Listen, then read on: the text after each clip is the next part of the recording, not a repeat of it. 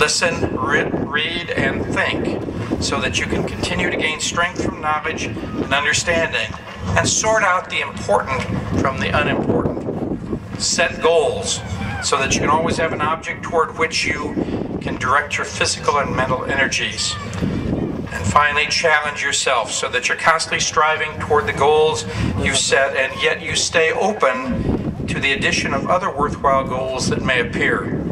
Your ability to complete new goals is in direct proportion to your willingness to accept the responsibilities of a human being and becoming involved.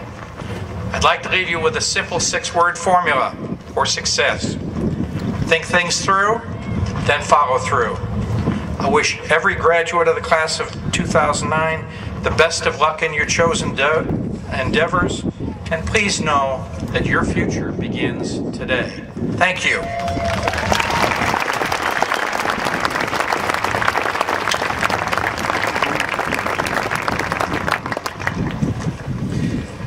Dr. Seuss seemed very fitting given the introduction of the first student address. I call to the stage at this time 3 Sams. Sam Ruby, Sam Estenson, and Samantha Weaver. Would you please come forward for our first student address?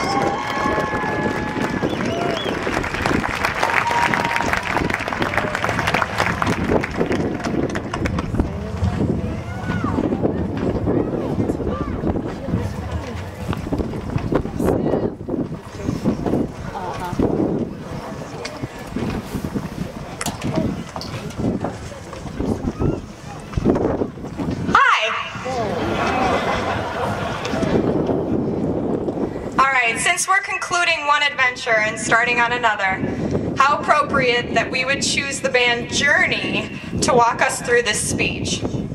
Most of the students here know about Don't Stop Believing, among other songs, and somehow all the parents here know about our music too. That being said, Sam Ruby will start us on the journey through our past, into the present with me, Sam Weaver, and farther into the future with Sam Estenson.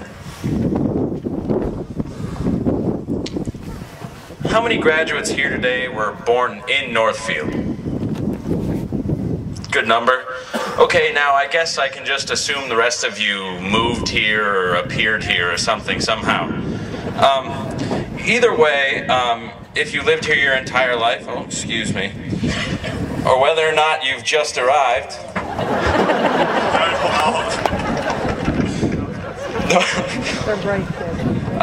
you know how lucky we all are.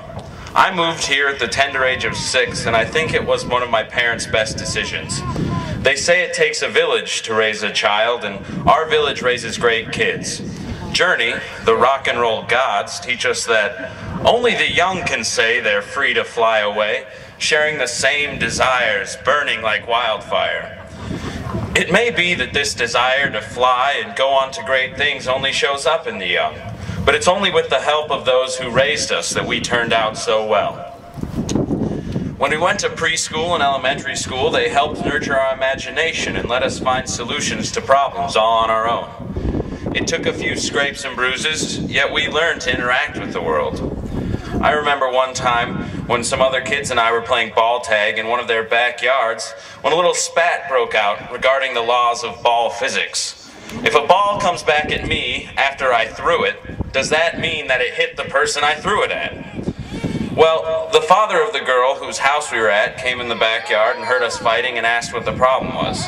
Someone immediately replied, "It's not fair." He stopped, looked at us all, and said, "I just heard the F word." Of course, to a 10-year-old, that was a real surprise. We kind of giggled because we knew what a bad word it was, but then he stopped and said, "Fair. I don't want to hear you complaining and using a word like that because life isn't fair." And that moment has stuck with me. Moments like memories of flag football, swimming at the Northfield pool, and even collecting Pokemon cards have allowed me to imagine doing and accomplishing things that would never have occurred to me otherwise. The reason we could do these things is because we lived in Northfield, a place where all the women are strong, the men are good looking, and the children are above average. After After all those fun and games, we had to go to middle school. That was awkward. It was our first taste of real work. For me, middle school is a bit of a blur, but I know important things did happen. We got our first taste of critical thinking with Mr. Weinman, and at dances we found out that the opposite gender isn't pure evil. When we moved to the new middle school in 8th grade, we experienced new responsibility as the oldest ones in school and found new independence in our studies as teachers babied us less and less. Freshman year. Now it counts. For some of us, the transition to high school was an easy one, and for others, it was a challenge.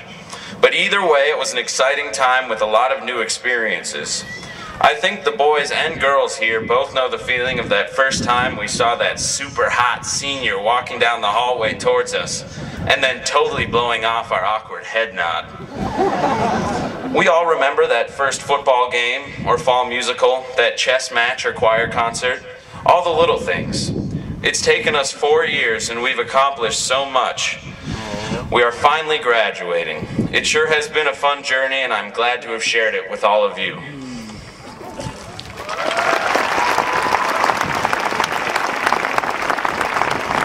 So the wheel in the sky keeps on turning.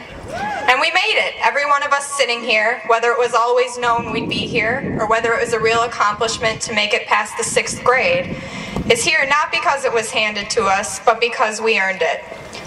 I can't say it was easy being in physics every day, or that cranking out that last English paper for Mr. Coors was what I wanted to do on a Sunday night at 11:30.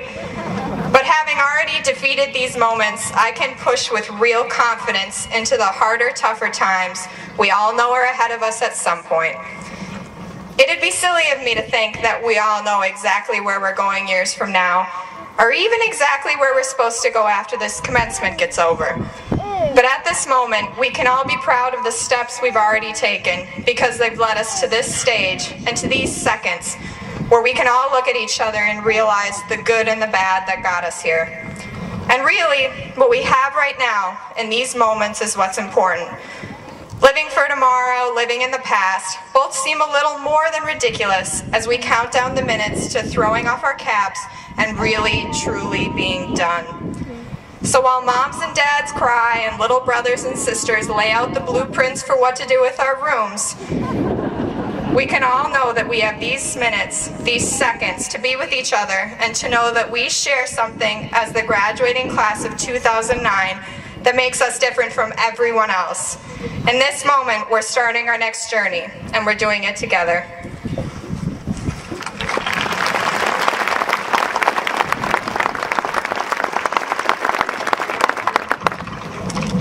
Just give me a minute. I'm simply taking this all in, so that years and years from now, when I'm all grown up, and Journey's still just as popular as ever, I'll remember how amazing it felt to be a 2009 graduate of Northfield High School. Because apparently we can't stay here forever, can we, Mr. Lear? Mom? No.